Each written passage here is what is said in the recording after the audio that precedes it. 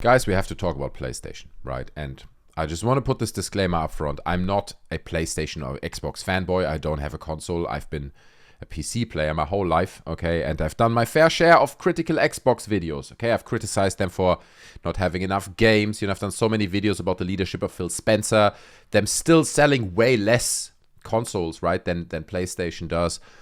But the truth is, at the moment, there's a lot of bad news coming out of the PlayStation camp, okay? And I just want to analyze the situation. I'm not here to say, oh my God, PlayStation is dead. That doesn't make much sense, and we'll get to that at a later point. But just look at this download, okay? Look at all the things that are currently happening in the world of PlayStation. Jim Ryan is out, okay? He's like, yeah, I'm retiring, but there's this question of leadership, where they're going. A lot of people are unhappy with the legacy of Jim Ryan and where he put PlayStation. A lot of people feel, if you read the comments, that he didn't invest enough into the future of the brand. So right now, for example, Naughty Dog is suffering layoffs. Okay, it's not like core developers or anything. I think it's just like quality assurance people that were on contracts. But still, Naughty Dog is laying off staff. PS Plus, PlayStation Plus is not exactly looking great. In terms of the amount of content, in terms of the diversity, and just in terms of the accessibility, it's just way behind Game Pass, okay? Just what it offers. And I think you can see this in the user numbers. Fractions, another PlayStation game that was in development, has been put on ice. The Knights of the Old Republic remake allegedly is struggling, or reportedly, okay, that's what the reports say. And it even goes that far that fans fear that the game might actually be cancelled. There's almost no information at the current time about upcoming first-party games. There's just, sure, there's Spider-Man 2. Everyone's super excited about Spider-Man 2. I get it. But in the past, they used to have this like steady flow of games. It felt like there was always something just around the corner, and it was always like a big title, right? PlayStation was synonymous with these big AAA, quadruple A games, like, I don't know, God of War, Last of Us, Uncharted, right? All these franchises, Spider-Man, obviously, but then also the games like Bloodborne, Demon Souls, Horizon Zero Dawn. So there was always a thing that was coming, and right now it just feels like there's nothing really there, or not a lot. Because also the showcase, I watched the last showcase. I get it. It's all focused on indies and all that. And they already mentioned beforehand that they're not going to have any big announcement in the showcase. But it was like, in my opinion, that was the worst showcase I've ever seen, right? It was so short. There was nothing there. None of the games, to me at least, looked engaging. What are they doing? What is PlayStation doing? And now, again, after giving you this information, let me be clear.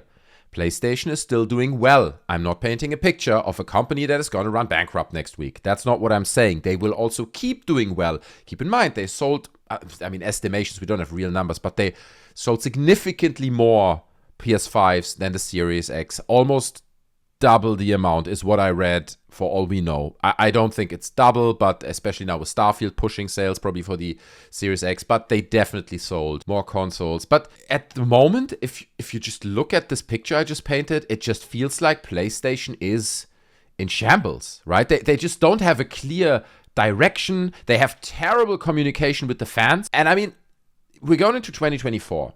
Okay, and I wonder if they can come back. I wonder whether PlayStation can make 2024 the year in which they really strike back, right? And reestablish their position at the top of the food chain in terms of like these quadruple A games, and just making really clear again that the amount of games of that quality level you don't get anywhere else. Okay, and if they can't do that, if they can't maintain that steady flow of exciting games on that quality level, I don't know. And I just want to preempt some of the comments, okay? Because so many people are going to comment. It's like, but Spider-Man 2 is about to release.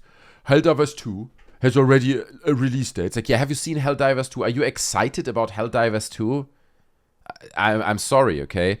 Allegedly, Naughty Dog is working on a new IP. Sure, they're working on a new IP, okay? But apparently it's a sci-fi IP, so that's exciting. Sucker Punch is working on a new open world game. Insomniac is also working on Wolverine. Bluepoint is working on a new IP. Bend is working on an open world game. So there are all these points that you can make, and I'm sure there are going to be all these comments where people are like, the point is just, if you look at it from a distance, it's nice that they've got these games I just listed lined up, but is it going to be enough?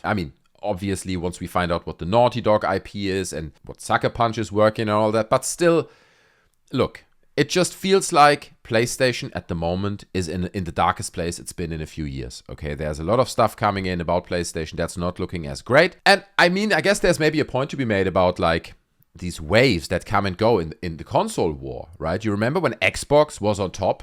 with Modern Warfare during the Modern Warfare 2 times and stuff, right? Everyone wanted to be on the Xbox 360 to get all the Call of Duty content first and all that kind of stuff. They were the top player. Then, PlayStation took over, and there's maybe a point to be made that these companies, like Microsoft, get kind of lazy. Once they're at the top, they've got the crazy sales figures. They're like, yeah, it's smooth sailing, bro. We're taking it easy. And the other company, in this case PlayStation or Sony, they're hungry, right? They're like, no, we want to be on the top. So they're pushing. So they make it to the top. And then Xbox 360 and the following consoles lost popularity. With the Xbox One, it reached the maximum low. Then PlayStation was on top. And now it seems like PlayStation was on top for so long, and Xbox has spent a lot of money and has been quite hungry to come back to the top to really reassure their position in the gaming market and make sure that, that there's a future for this industry for them. So now they're pushing up because PlayStation got a bit lazy, right? And possibly we're going to see Xbox on top in the next generation, wherever we're going to go, only for then PlayStation to be hungry again. It's funny how it interlinks who's popular in these waves of consoles that we get. Anyway, guys, that's basically what it is. The console war is raging and we're getting beautiful memes. Yeah, and I mean, especially with the Starfield launch. Oh my God, it's so gorgeous, right? We're getting so much bullshit. Everyone is like so eager to make Starfield look so bad. Okay, we all have to be very angry about Starfield and really make sure that PlayStation best and Xbox horrible. And I'm having a good time. Okay, I'm having a good time looking at all this. But yeah, guys, that's the video. I hope you enjoyed it. It's my little download on the current situation of PlayStation. If you did, then smash like button. Okay, that's down there. You can also hit the little bell. Informs you when I'm going live. I'm doing lots of live streams recently. Okay, so you can join those. I'd hope to meet you there. Also, we have a Discord. I know it's always, in the end, I'm asking too many things. Join the Discord. Links in the description. I'm hanging out there. Great place. That's it. That's the pitch. Have a good day, guys. I'll see you in the next one. Bye.